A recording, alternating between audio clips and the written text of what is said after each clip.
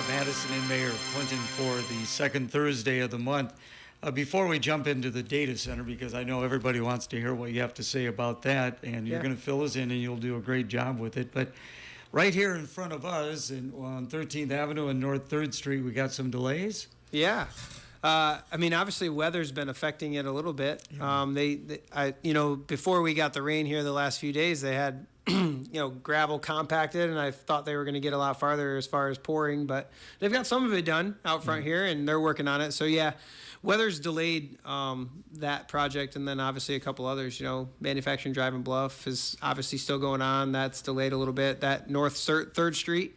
So what happened there at North 3rd Street, that was not a planned project. There was a clay sewer, and it was like shattered from corner to corner, and there was a lot of issues with the sewer along there for the residents. So it was kind of like an emergency fix to do that. So that's been delayed a little bit, obviously, because of weather too. They need to get concrete patched and poured and milled down a little bit and all that. So we're glad that we're getting some rain, but we're obviously seeing some delays in our city projects because of that one. So there is so much going on right now, and it's sometimes difficult to get through our community, but we got the detours posted, and so people are able to find their way to where they're supposed to go. And I recognize it's frustrating, and it is for me too, driving around just like anybody else. But we're investing a lot of money in infrastructure. We're trying to make sure that we have the best roads and sewer network that we absolutely can. That's it's important to the community, and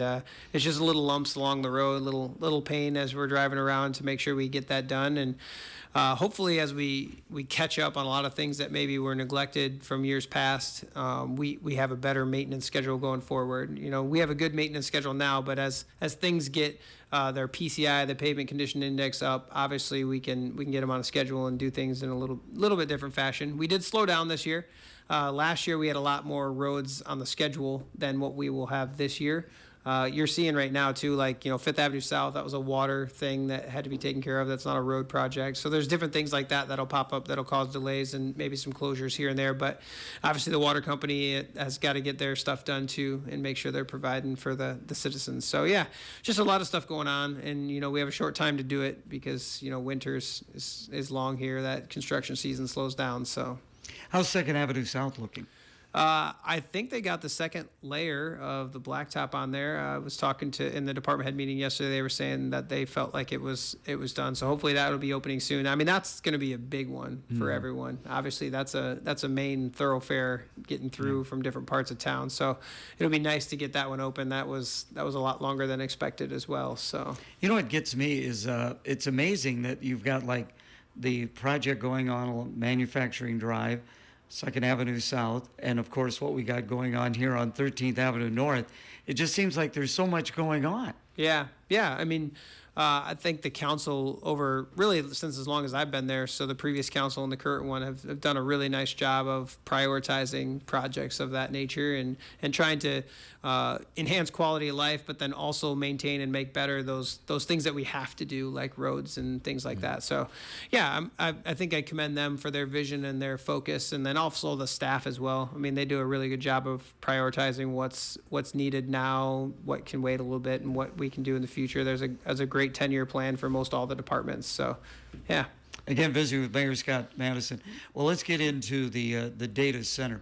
Yeah. Could you give us a timeline on this? When did we know that they were interested in Clinton? So I found out in February is when I really first heard about it at that point. And in February, I didn't know who it was specifically, right? And our previous city administrator, I think he had heard word on it a little bit before that, but I don't know what the timeline is on that as far as when he heard it. But kind of getting back to the beginning of this, a lot of projects, most all projects go directly through Grow Clinton, right? And the general process is a lot of these companies will reach out to the state, the Iowa Economic Development Authority, put their project plan together, and then that gets sent out to all the economic development folks out in the community, like Davenport and us, anybody that has a industrial site or something that we're looking at. So then those projects kind of get worked from there. I mentioned at the meeting the other night, we might get 5 projects a week or 10 in a month or 20 in a month or something like that, a lot of them don't come to fruition. They all do have a project name. This project was called Project Saturday River, and that's all of them have it. When I mentioned it the other day, when if a current business is going for state incentives, say ADM or Nestle or Lyondale or whoever's doing an expansion and they're going through that state incentive process, generally there'll be a project name associated with that, even though we know who they are, right? And then as that company's ready to make it public, because they have shareholders to look out for and all that, they can't just, as publicly traded companies, they can't just announce things, right? They got to make sure that it's done and it's going to go forward. So anyway, project names are a normal thing. It's not something to hide something, but we wait for these companies to say, yeah, we're ready to go public. And that happened with QTS. Would have been mid-May, right around where that council meeting was that we had. So, or maybe it was the end of May. But so, are they looking at other locations besides Clinton then in the state of Iowa? I don't know that for sure, but I have heard that there's one other location that they're potentially looking at. But I'm sure they have locations they're looking at all across the country. Obviously, this is a booming industry, data centers and data storage and things like that. So I'm sure they have their sights on a lot of different places because the expansion of this industry is really taken off. So. Like anything, I'm sure there are pros and cons, and if you just could, maybe you address what do you think some of the pros are, what's some of the cons? Yeah, I think, we don't have a ton of those answers yet. We don't have an official site plan yet. We saw a preliminary site plan, and I think we're working on an ordinance right now to put some restrictions and some guidelines on this. The council is doing a really good job on that. There's a pretty good draft right now, but it's going to take a little bit more time to do that.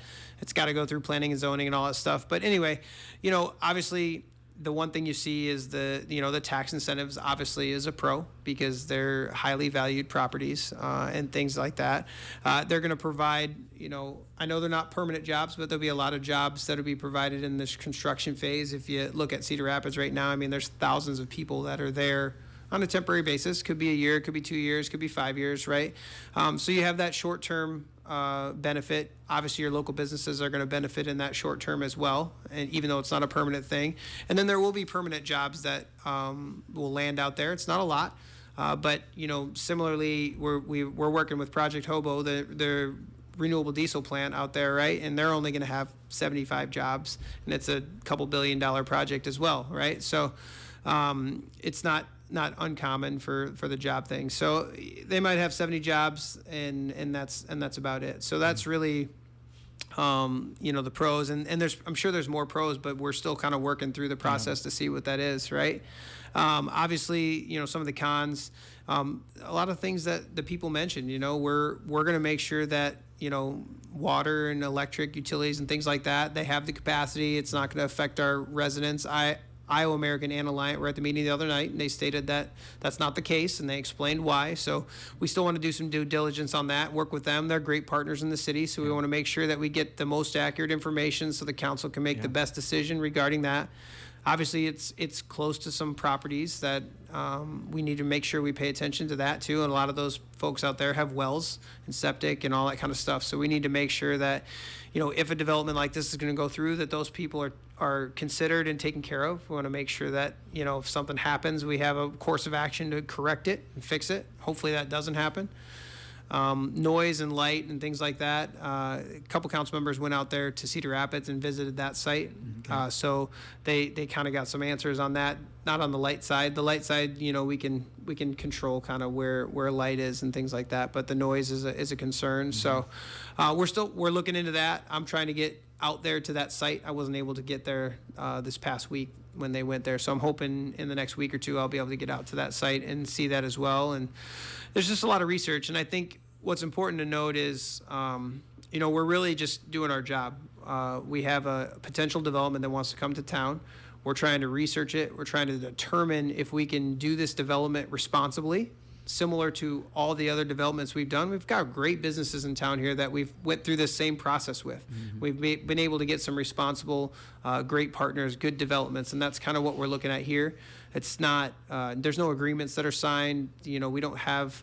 We don't have a deal or anything like that on the table. We're literally in that first phase where it's like, hey, They do have options on ground because it's private ground. It's not city ground. They have some options there. This is what we want to do, and we'll get that site plan and we'll look at it, and then we'll determine, what needs to be done to see if we can make it a responsible development. And if we can't, then we can't.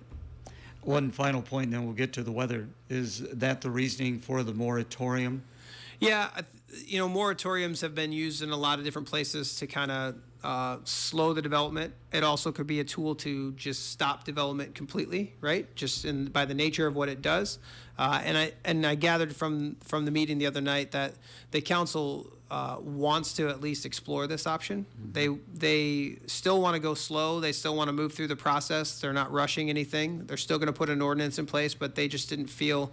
5 of them didn't feel that a moratorium was necessary because the project will move as fast or as slow as the council wants it to, because the final agreements have to come through council. There's no permitting that's been done. There's no anything that's been submitted to the city. So it can move at the pace that the council wants it to. And I think they felt like a moratorium wasn't necessary because they have that control as far as how things are progressing. Very well stated. Let's go ahead and take a break for the weather, brought to you by the Clinton Midas. Another weather impact alert day in place for your Thursday with another 2 rounds of severe thunderstorms. The first arriving mid to late morning with a damaging wind threat. The second arriving by late afternoon, early evening with damaging winds and even a few tornadoes. Make sure you stay weather aware. With your Storm Track 8 weather impact forecast, I'm meteorologist Andrew Stutzky. Right now it is overcast. Current temperature is 73 degrees. Our update brought to you by Midas. Your Clinton Midas, locally owned and operated for 49 years. Trust your vehicle to the Clinton Midas. Be ready to hit the road this summer after a visit to your Clinton Midas. They are ready to make sure the air conditioning system will be there to keep you cool. See them for tires, batteries, check your brakes and your suspension. For maintenance or major repairs, count on the Clinton Midas, 1432 Lincoln Way. You can trust the Midas touch with the Clinton Midas. We're visiting with the Mayor Scott Maddasion. Well, Scott, I'm sure you have heard, I have heard from various people in our community just because of the trolls. It's crazy. It's wild. When that concept came through the sawmill and we kind of learned about it, I researched the Dambo trolls and I saw it, and I was one of those folks. I was like, okay, it's neat, that'll be cool. I didn't realize the impact that it would really have. And, they told us that some places have 60,000 visitors a year for these things. And, I was skeptical, okay, that's a lot of people. That's like twice our population, coming here. And, we're seeing a lot of folks. It's pretty cool. You probably see more than I, but what are some of the people who've talked to you? Yeah, I've talked to specifically a lot of people from other counties in the state of Iowa, and then a couple from Wisconsin. But people have told me they've had people from New York and all over the place, Florida and different places that have come up here to see these. And we're unique because we have 3 in the community, and then that sculpture art piece, however you want to call it, up there at Eagle Point, which is cool. So yeah, we've got some businesses in town that are seeing huge increases in their traffic and things like that, which is awesome as well, because I think that's not only is it cool to have the trolls, but if it directly impacts our local businesses and our small businesses in a manner that's positive, that's really what we want, and we're seeing that. Yeah, what a positive thing for the community, because as you look at what is all taking place, the one at the Sawmill Museum, and pretty soon it's going to be painted back. That's going to be going on up there. Unfortunately, the weather hasn't really cooperated with market music last.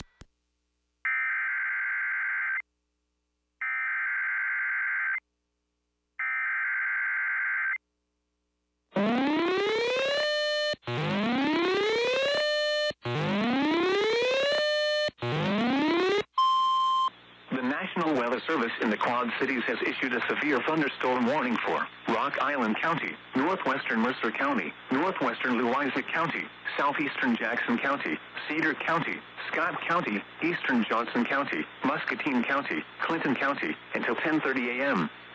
At 9:17 a.m., severe thunderstorms were located along a line extending from Twin View Heights to near West Branch to Columbus Junction, moving east at 55 miles an hour. Expected hazards include 70 miles an hour wind gusts and penny-size hail. The following impacts are expected. Expect considerable tree damage. Damage is likely to mobile homes, roofs, and outbuildings. Locations impacted include Davenport, Iowa City, Moline, Rock Island, Bettendorf, Clinton, Muscatine, East Moline, Tipton, West Branch, Columbus Junction, Durant, Coralville, North Liberty, Silvis, Eldridge, DeWitt, Milan, Comanche, and LeClaire. This includes the following highways: Interstate 74 in Iowa between mile markers 1 and 5. Interstate 80 in Iowa between mile markers 242 and 306. Interstate 380 between mile markers 3 and 4. Interstate 80 in Illinois between mile markers 1 and 5. Interstate 74 in Illinois between mile markers 1 and 7. Interstate 88 between mile markers 1 and 11. Interstate 280 between mile markers 1 and 18. Take cover now. Torrential rainfall is occurring with these storms and may lead to flash flooding.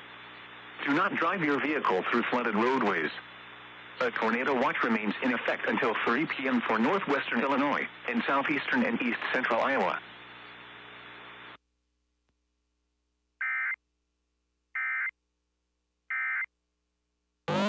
And all that on the 9 folks, and then they ranked all 9 of them in a very objective manner, gave that to the committee. The committee has chosen 3 people to interview at this time, which is, I think, a common number from my searches and talking to different mayors and things. So 3 is probably a good number for that.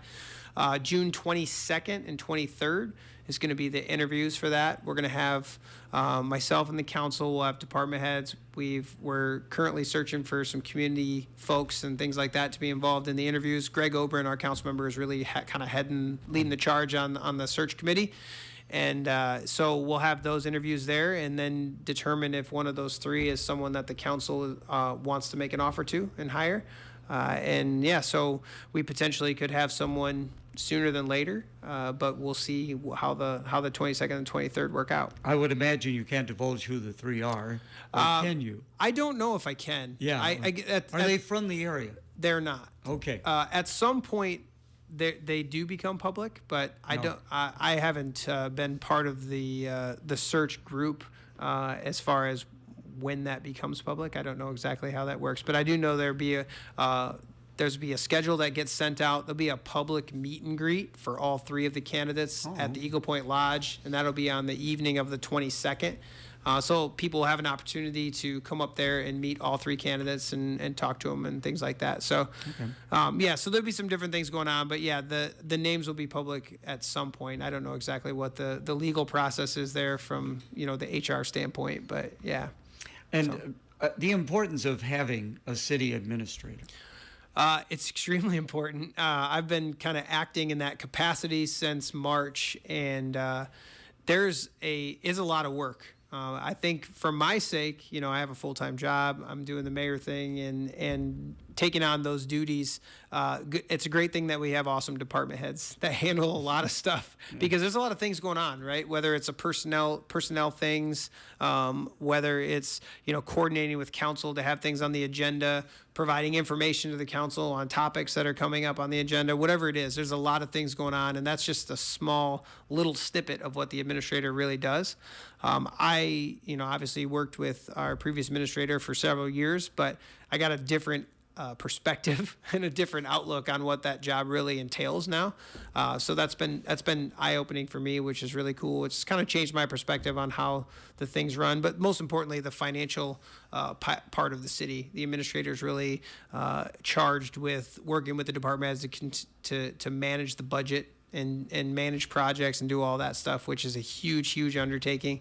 We got a great finance director. We got great department heads, like I mentioned. So it's running smoothly, but it is a lot of work. So I would think also that, they probably deal with state and federal government issues as well. They do. There's a lot of, through Iowa Economic Development Authority, there's a lot of grants and programs and things that we work through, We've got the $5 million lead and healthy home grant to get lead out of homes and things like that. That's a big, we have, our community development director really runs that, but obviously the city administrator's involved there. We've got, facade grants and this and that and all that. Yeah. So there's a lot of things that are coordinated, especially on the budget side. There's milestones that we have to hit with budget to the Department of Management and all that stuff. So yeah, it's a lot to coordinate. It's a lot to take on. And you're supervising 205 or so full-time employees along with, several hundred part-time and seasonal employees. So it's a big deal. So June 22nd and June 23rd. So yeah. there's some information on that. Yeah,